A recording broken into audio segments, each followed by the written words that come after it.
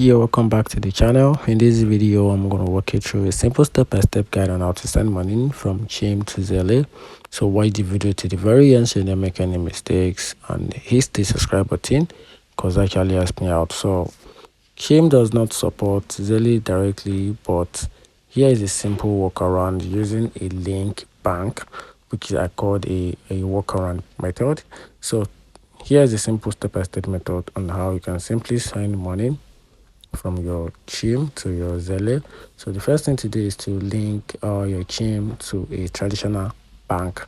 So to do this, you have to open your Chime app, then tap on move money, then click on transfer fund, then link a bank that supports Zelle. For example, you can use Wells Fargo or Chase or Bank of America. Then from there, transfer money from the Chime to that bank account. Then on this other step, which is to use Zelle from that linked bank account. So open your traditional bank app, then go to Zelle, then choose the recipient, then enter the amount, then tap on send, and that's how you can simply work yourself out on how to send money from Chime to Zelle.